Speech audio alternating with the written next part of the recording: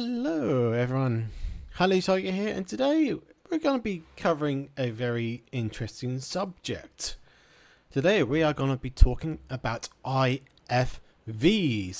which are Infantry Fighting Vehicles. What are they? What nations use particular IFVs, and what those specific roles are. And of course there are going to be different variants. So let's dig in, shall we? To begin with, IFVs are for supporting and transporting infantry into battle and supporting them in specific and different roles. Many countries have many different types of IFVs.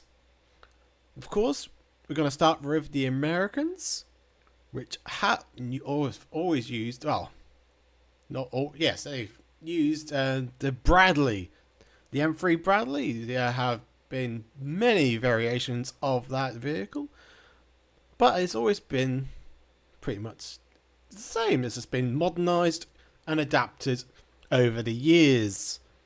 And for Germany, they have the Puma, of course, which has also been heavily modernized ever since it became in production.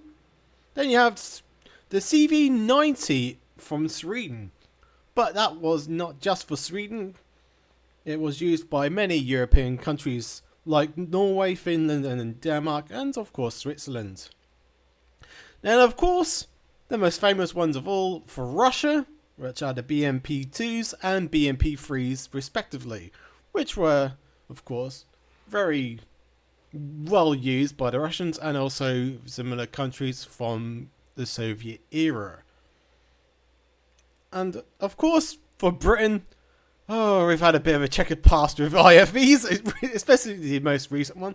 Of course, the most one everyone will know is the Warrior, which was well respected for its, small and nimble and agile little beastie boy. Of course, we got the new Ajax, but that's a bit of a disappointment, as I know they are trying to fix the problems with the little Ajax, but that's another subject altogether.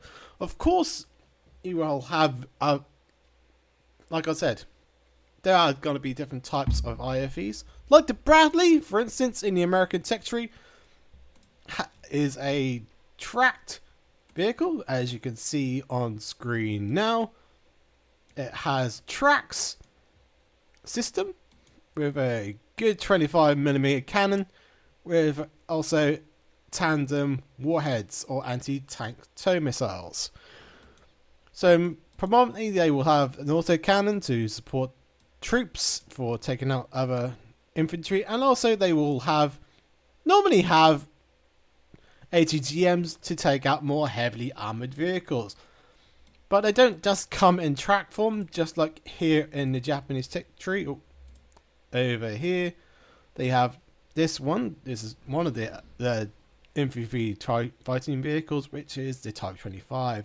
There's also the Type 24. As you can see, they are wheeled vehicles. So there are many different types of IFVs. Some have different purposes and different uses. The reason why some countries use wheels is because wheels are easily replaced compared to tracks. Because the wheels can be changed instantly, while tracks take a bit more time to replace and repair, which will means you can, repair and get out of trouble pretty easily. And also with wheeled vehicles, if one tire gets taken out, they can still move.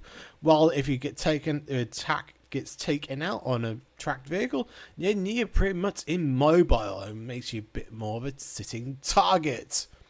And of course, some infantry fighting vehicles can be amphibious.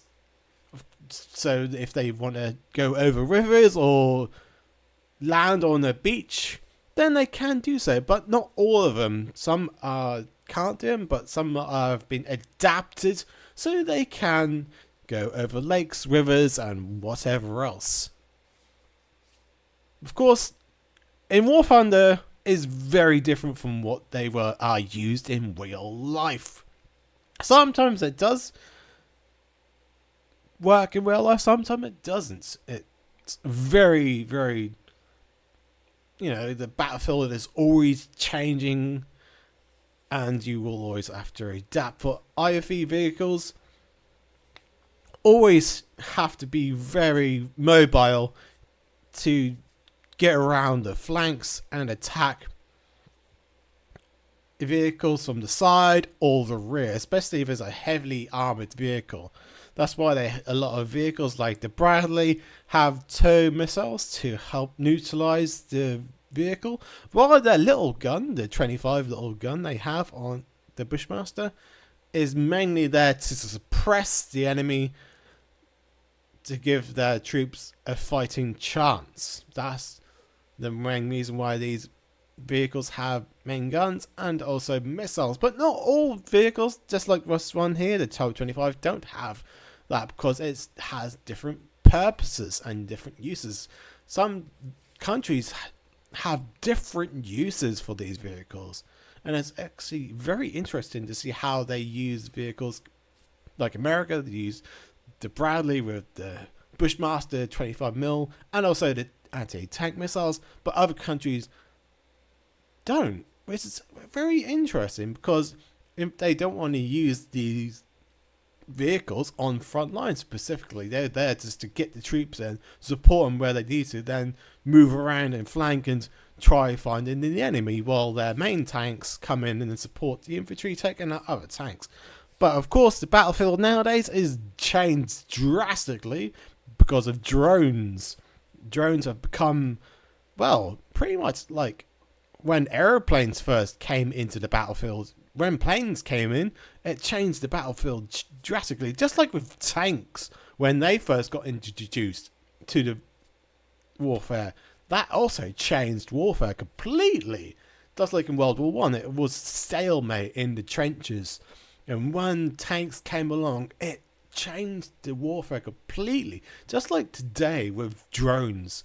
Drones are so easily made and could be done cheaply, where tanks like these cost millions of pounds, or dollars for you Americans out there, of money to make these vehicles. And it can be easily taken out by drones that probably cost maybe less than $1,000 or pounds or whatever equivalent it is in these nowadays. So drones are changing the battlefield drastically, and it's crazy to see it. Just like in Ukraine right now, where drones have changed the battlefield and making tanks and vehicles so easy to take out.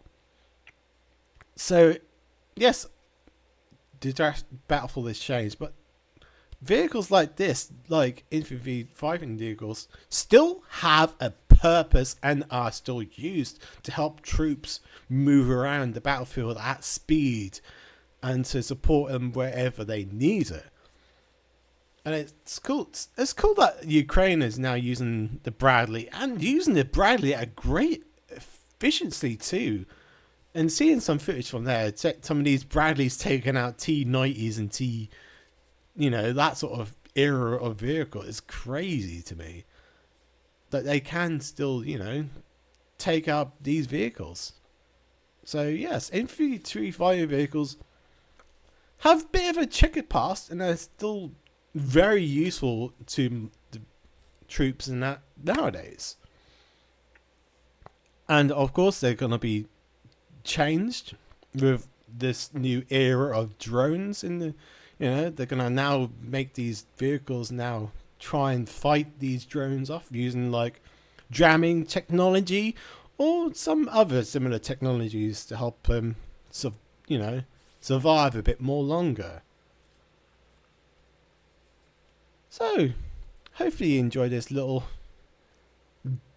deep dive into infantry fighting vehicles. Of course, here in War Thunder, they can be used very effectively if you get along around the flanks and, try and disable vehicles so your teammates can take them out for you. These are not brawlers. Some can be, but they're very difficult to do so. So, you know, they are very useful in game and in real life. If you find this video interesting, please give it a like. Maybe a little comment what you think about these infantry fighting vehicles and what your opinions are on these vehicles in general. And while you're there, make sure you subscribe. It costs you absolutely nothing and it helps support this channel. And until next time, ta-ta for now.